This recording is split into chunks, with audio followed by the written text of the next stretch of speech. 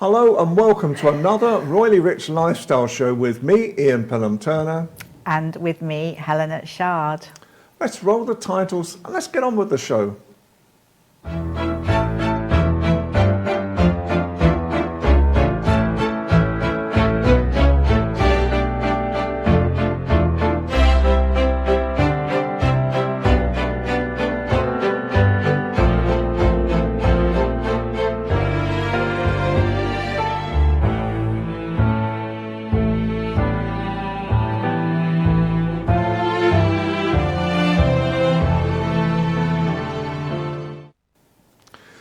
Well, Helena's got some more terrific news. It's all about the King and Camilla and what's been going on.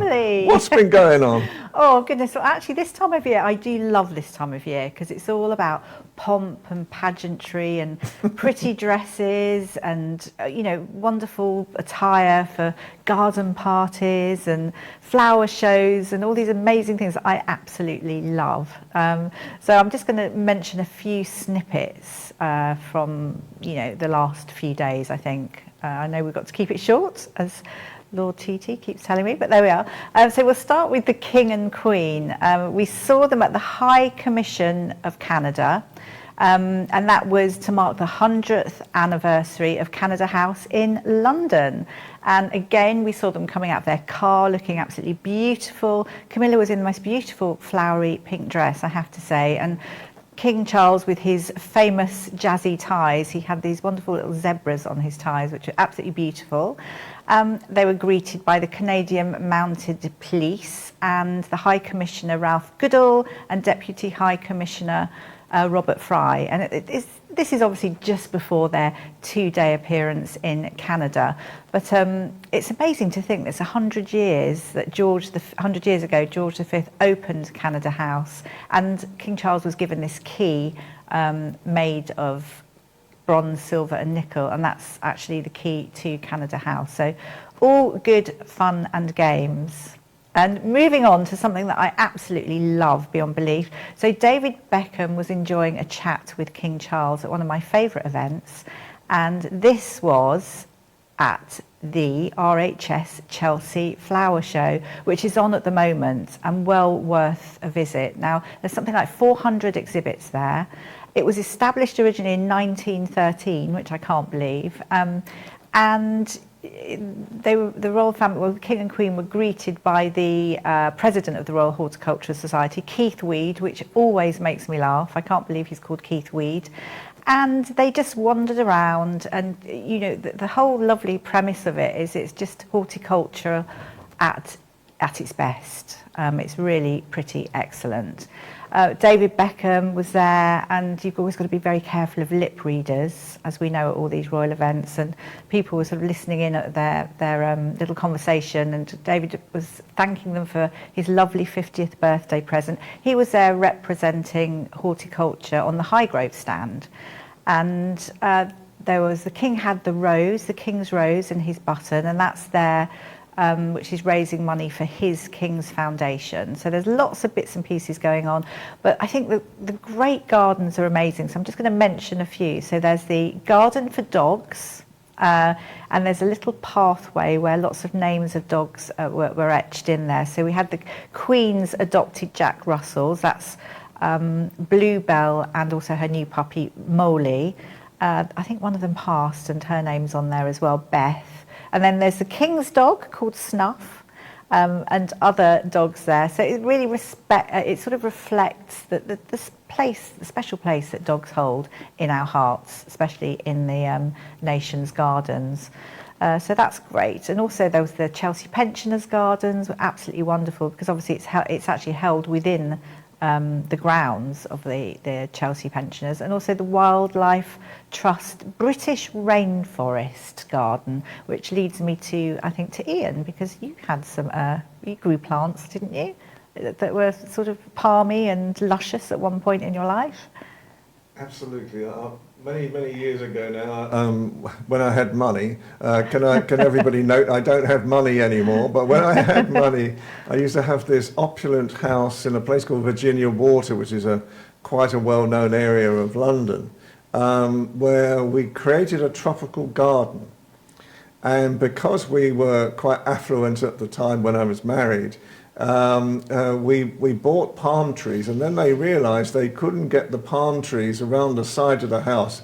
So we had to hire a crane to actually put them over the roof of the house and drop them into the garden below. But we, in the end, created this most wonderful, exuberant garden. It had many palm trees. It was backlit at night, and it was a nice part of my life. So I'm hoping that sometime soon, the garden where I am at the moment is slightly overgrown, to sort of say the least. So I'm hoping that we can actually create not perhaps the same exotic garden. You want a rainforest garden? But at the moment, when the house cat comes in, she comes in of a night time, and it's almost like she's had a shower. Oh, it's so lovely. I love that. I would have liked to have seen those plants at that time, maybe in photographs at one point.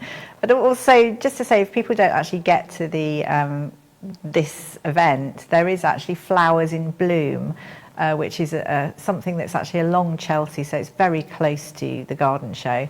But people have got amazing things that they've put out. They've made these wonderful big sculptures out of flowers, and really what it's done is it's got the whole of Chelsea together. Lots of the companies are all talking, and the footfall is huge. So it's a really fun time at the moment in London. Of course, it's sunshine, beautiful smells of flowers. It's my favourite, absolutely.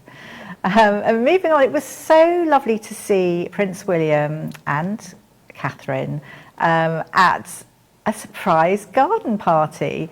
Now, they hosted the garden party on behalf of the King, and lots of other royals were there as well. But it was really good fun to see Princess Catherine back, because last year Prince William hosted it on his own, and it was all a bit of a sad occasion with Catherine going through her treatment. So I just think, again, sunshine, immaculate grass and gardens in Buckingham Palace, lots of people that were invited meandering around. And Princess Catherine was wearing her beautiful Amelia Wickstead dress, and that was a sort of butter yellow, and also her hat that we've seen, her Philip Tracy hat. And we saw her wearing that, Ian, actually at the Queen's Platinum Jubilee, which I think was in 2022. So really great. And to remember, so many people get invited to these garden parties. It's something like 7,000 to 10,000.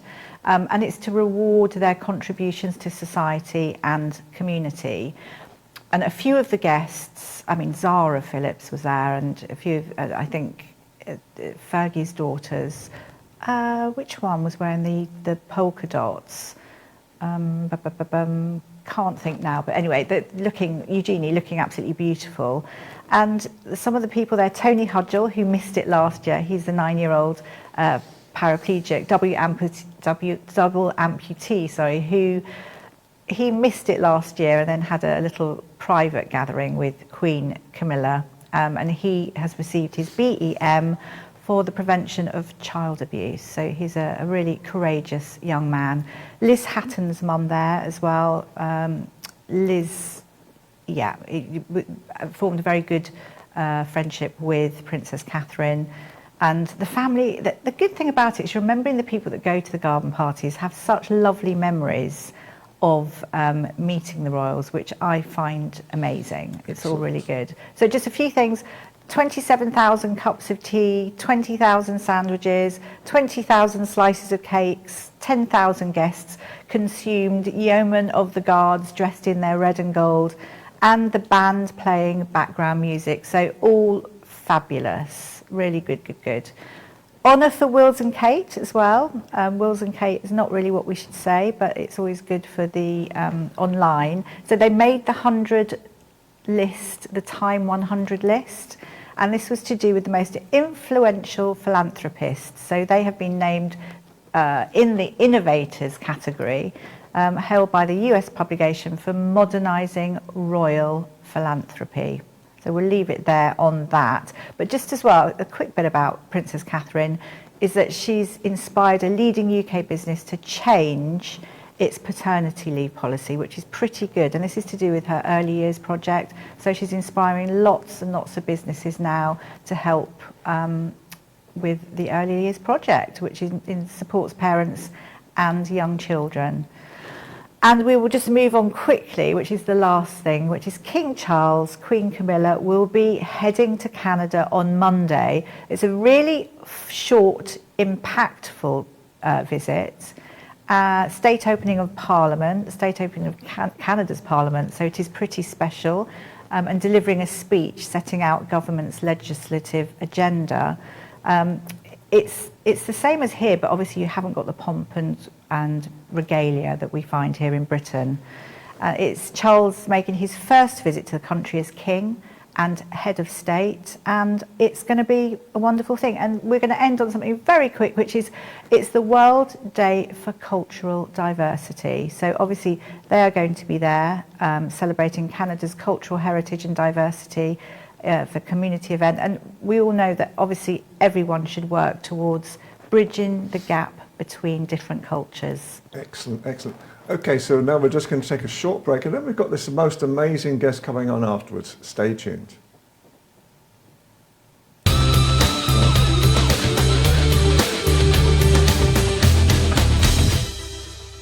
Hello and welcome back to the second half of the show now. Now we have this wonderful guest on this afternoon. This is Councillor Professor Dr. Augusta Elizabeth Komoma.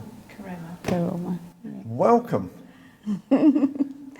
So great. Oh, Thank you. it's a pleasure of you having me here today. Wonderful day. It's sunny out there. It's sunny out there, and it's sunny in here with your presence as well. Absolutely. Absolutely. Thank you so much for having me. Well, bless you for coming. So you're a distinguished public health consultant. So how did you start in that field?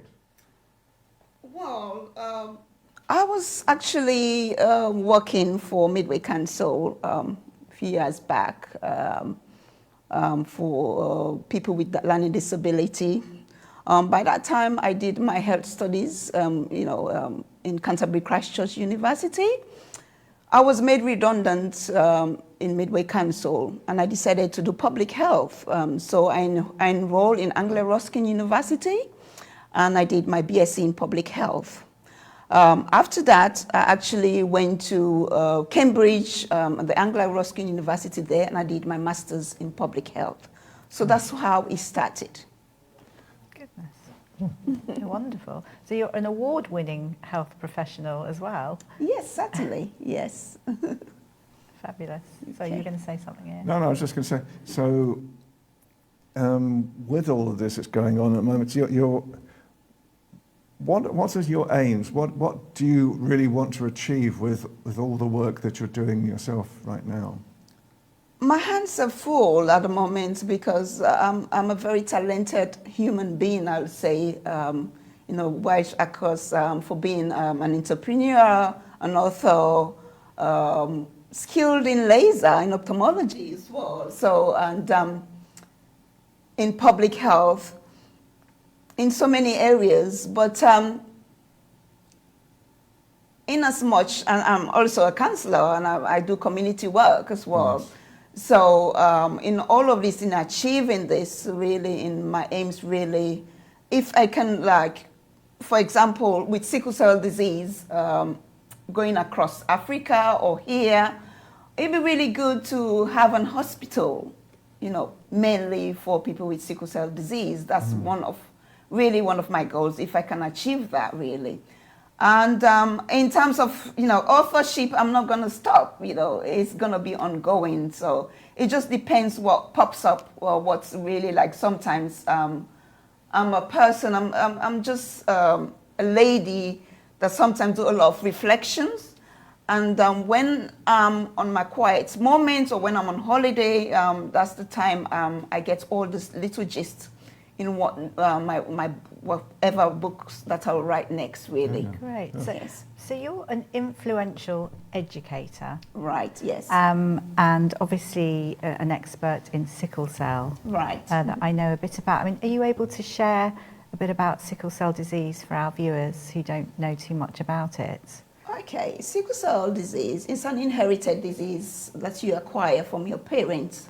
It's a blood disease, and it's not something that you can catch or something, but it's inherited from both parents, passing on the genes. Why I went into sickle cell disease is I lost my husband to sickle cell disease. Many years, it's coming up to June 2nd, 2011 was the date, June 2nd. We do have two children, but because I don't have sickle cell disease, I don't have the trait, I don't have anything else, my children have the trait. But it's very harmless in a way, as long as they don't get married to somebody with the trait or to somebody that's got a full-blown sickle cell. They live a normal life, they are okay just like me, and they're doing very well. So that's why I went into, when he passed away in 2011, I sat quietly to myself. I said, what am I going to do with this? It's something that I need to sensitize the public. It's something that I feel that I'm really passionate about it. And I've traveled, around the world in terms of in the States. I've been there in terms of sickle cell disease. In Ireland, in Sierra Leone, in so many cities I've traveled across to sensitize people in terms of sickle cell disease. And one of the things that I did in Sierra Leone around the pandemic, it was really like, I was very brave to travel, and I traveled to Sierra Leone. I wanted to foster this opportunity for the children there, because a lot of people suffering from, lots of children suffering from sickle cell disease. So I did a psychological intervention for children with sickle cell disease. Before I left, actually, from the UK, I actually put a campaign on for people to donate teddy bears. Gosh. Yes, it was amazing, and I received lots of teddy bears, lots of teddy bears, and some medications as well. So, and it went really well when I did that in at the I think it was Radisson Blu Hotel in Freetown. I had some pediatric nurses, I had some pediatric doctors around as well. And it was really good, and psychologists as well. So it was really good that we established that, and it came out in the way that I really wanted it to be. Gosh. So I'm right in thinking there is no cure for sickle cell. Right. And the ramifications of it mean a blood transplant or transfusion every 6 weeks or so. Yes. And it can be almost life-threatening. It's very challenging. It's very challenging because with sickle cell disease, it's got, most times they're in crisis with their joints. Sometimes, I'll say they can be disabled when they are really in crisis. They cannot move because, and normally it takes within a week for that to go. And mostly what triggers it really is when the weather is really like cold as well. It triggers it triggers that. And with sickle cell disease, there are people that are really prone to infections as well. They get infection very, very easily. So when they are dehydrated as well, that's another form of issues that comes along. So we always encourage people to drink lots of water, because the thing is with sickle cell disease, the red blood cells are really like, they stick together. And there's no flow of oxygen that comes through the bloodstream. So we're drinking lots of water, and even when they're taken into emergency units or taken to the NHS hospitals, they make sure they are put on drips and all of that. Yeah. Gosh. Yeah, it is. I know that you're a published author, yes. and you have a few books out, but just because we're talking about sickle cell, you have had 3 books published. There's one that you were talking about, which was to do with superheroes, which is interesting. Can you share a little bit? Yeah, the sickle cell. Do you want to show the book to us? Right. Well, this is my first book I wrote. Turn it around the other way. That's it. Yes, sickle cell ailment, my cry, my story. Therein, I share with people what is sickle cell disease, and explain my story, a little bit about my story about my late husband as well. Okay. So, and obviously, and explain to people how to treat sickle cell disease in terms of physical care, in terms of emotional care, in terms of clinical care. So all of that is written on this book, sickle cell ailments, my cry, my story. Okay. Yes. And the other one is sickle cell management in Nigeria. Nigeria is a country. And just turn it around towards us. Yes. That's it. Okay. Yeah. Okay. Yeah. Yes, good, because great. the issue of sickle cell disease is a global health phenomenon, really. And the regions of sub-Saharan Africa have been impacts of this disease as well, with Nigeria carrying the highest burden. Okay. Yes, okay. Yeah. So, and despite the significant progress made in the developing world, such as the UK, the US, and a result of early screening of newborn and antenatal programs as well, non-pharmacological therapies, and intensive care and bone marrow transplants, which has reduced the rate of mortality and also morbidity as well, and also have also positively impacted the quality of life of carriers. It is really sad to note that the management in Africa and in Nigeria, to be precise, has been described as suboptimal, with reasons identified in this book. Okay, very Yes. good. So it's so much important that people will have to. I know most people don't like to read, but it's really, when you want to gain knowledge, it's only through reading. Absolutely. And just Yes. quickly, the superheroes that you mentioned. Right, this sickle cell it's called Rainbow Warriors, the sickle cell superheroes, Rainbow Warriors. So we've got different Rainbow Warriors. They're all in rainbows with their costumes on the book. It's quite really magical, and they've got all their talents, different talents that will come together. We have the brave one, who is very, very, very brave. Mostly they have different names, but the brave one will always be on top all the time, narrating all of them what to do and what else not to do. And you have the one who is very, very, very passionate in a way, who will lead in terms of if there are things that goes wrong. It says, "Oh no!" It's such like a guiding angel. So you've got all these different characters to go in the book. Great, thank you. So just talk a little bit about the process. If people want to get married, Yes. what do they physically have to do now? And in some cases, can they not get married? What's the process behind it, with this sickle cell problem?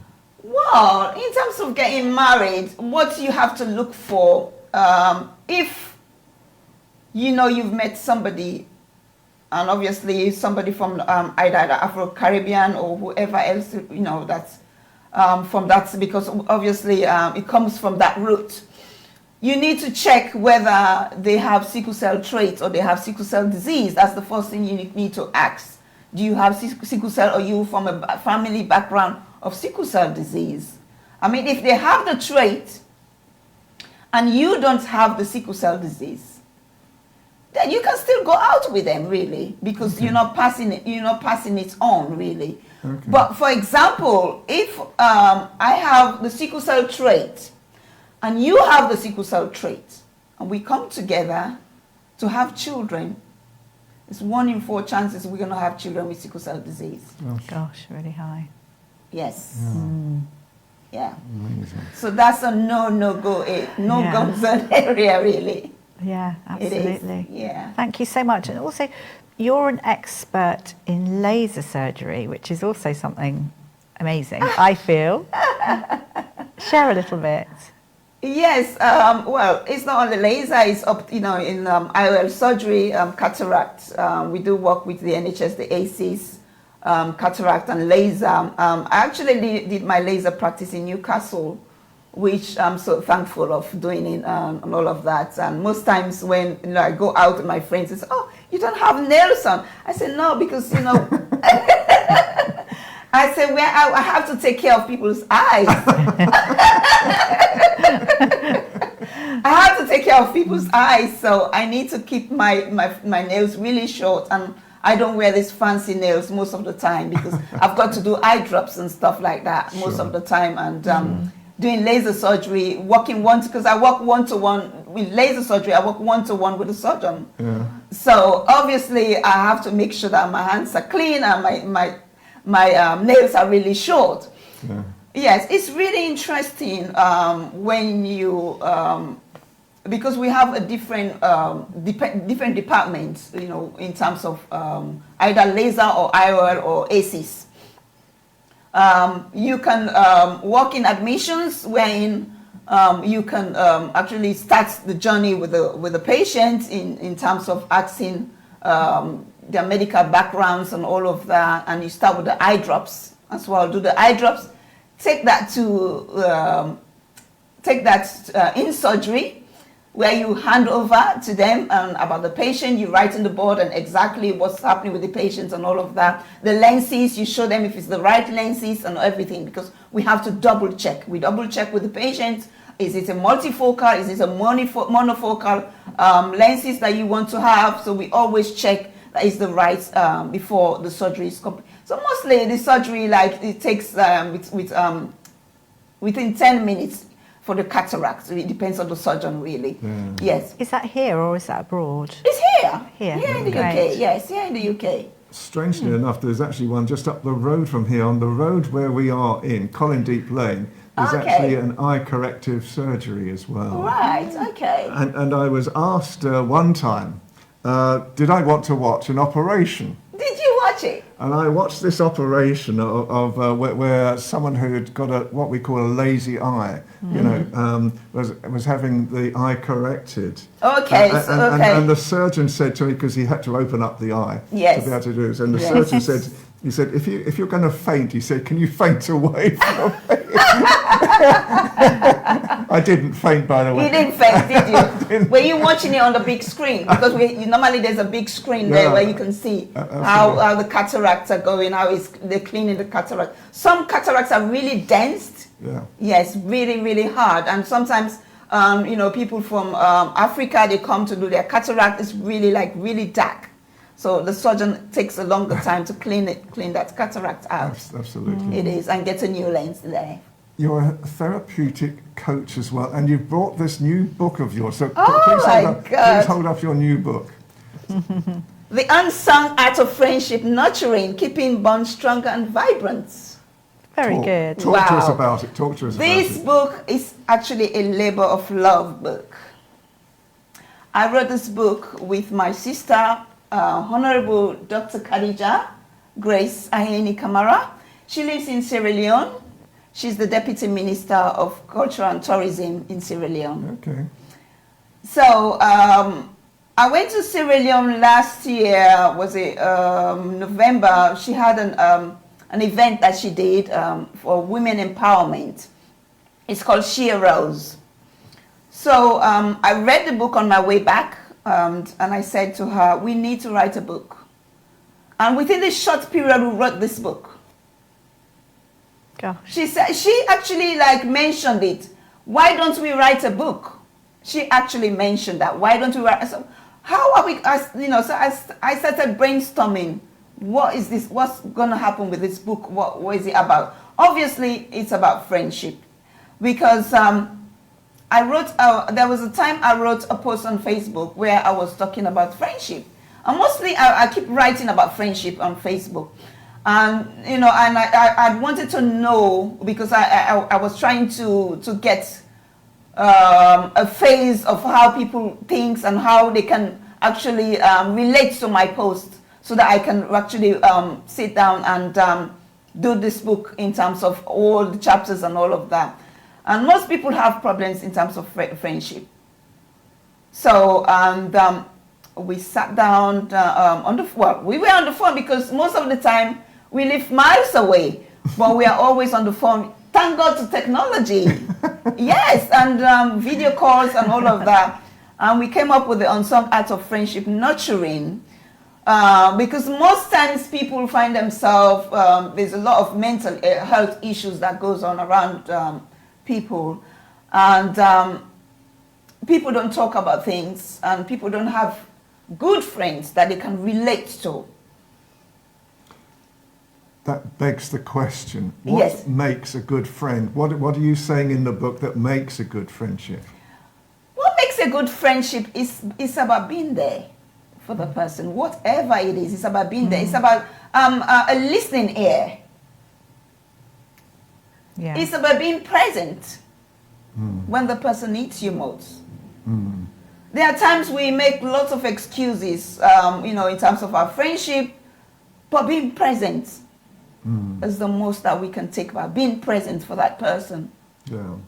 That's It fabulous. Yes. So, did you speak to lots of people, maybe who have had problems with friendships? Yes, I spoke to a few people. Yes, before ever we wrote this book, I always like talking to people about their friendship.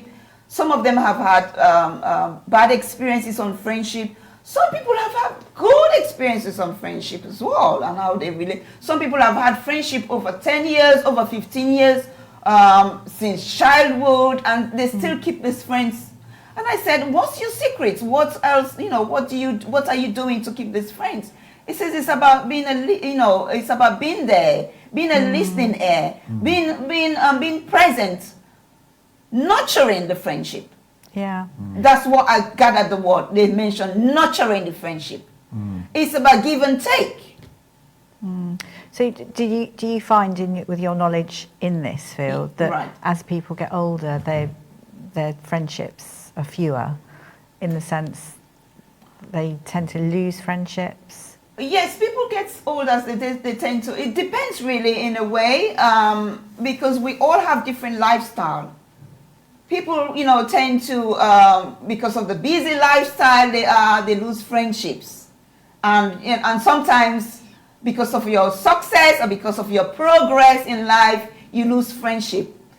But if you are with people, you are with friends that are making more progress as well, you don't just lose friendship. They will encourage you, they will support you in whatever you're doing. It depends on this friendship you have. You have to know your friends. Yeah.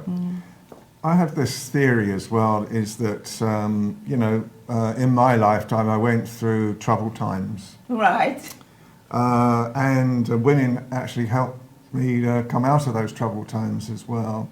And I think nowadays, for me, friendship is even more important. Yeah. Because, once you've gone through troubled times, you wouldn't want someone else to go through those same troubled times. That's as where well. the listening ear comes in. That's where you got somebody that will listen to you, somebody that understands you, somebody that will say, oh, I've heard what you said, so what are we going to do about it?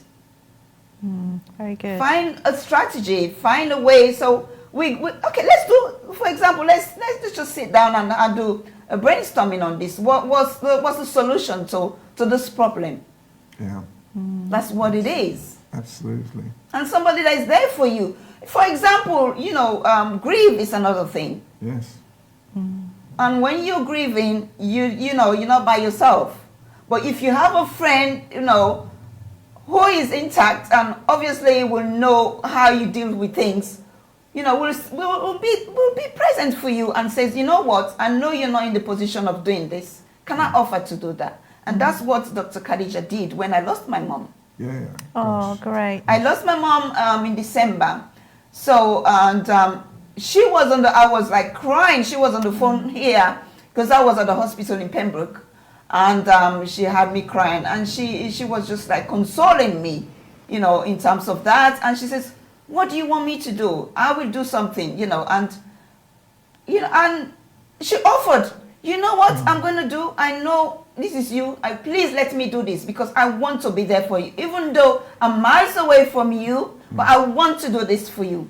Yeah. She offered, because she is a seamstress as well. So she offered to do my mom's dress. My mom liked Gosh. purple and yellow. So she did that and she sent it all the way from Sierra Leone to here. Gosh. That's kind. amazing. Oh, it's lovely. And you yourself sort of inspiring people to nurture their friendships. Yes, of and nurture course, change, maybe.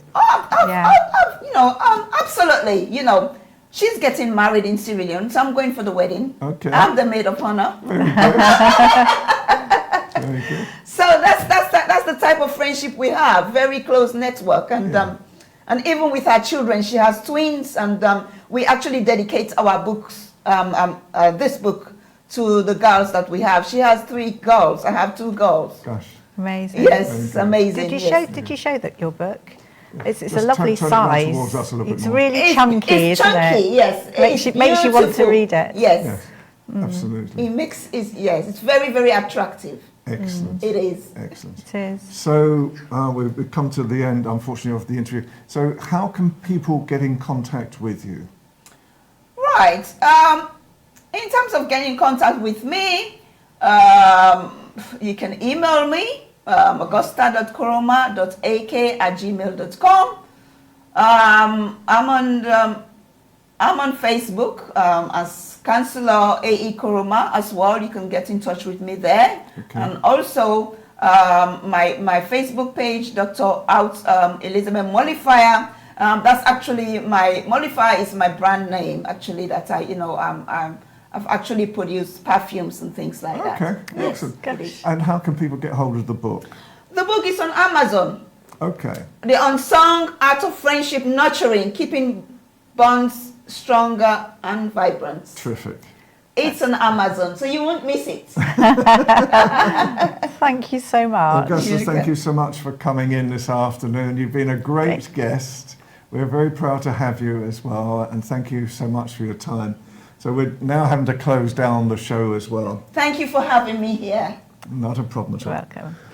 So, wasn't that a great show? The royal news. Lots of royal news. The king and queen going off to Canada, and I know, absolutely. it's going to be such a sort of Different interesting cultures thing as well. and Absolutely. diversity, wonderful. So, as always, can I just thank the following people? Can I thank Helena Castrati from ALB UK TV? Can I thank Dr. Jacqueline Kerbeck from USA Global TV and Radio? Nancy Duen and Honey Caleria from China and India, who are helping us as well. And thank our guest again so much for coming. It's been All the way from Kent. Yes, all the way and from you Kent. drove. It's been a tremendous afternoon. Yeah. So for me, Ian Pelham Turner, And from me, Helena Chard, we'll see you next week. have a great afternoon. Take care. Bye for now. Bye-bye.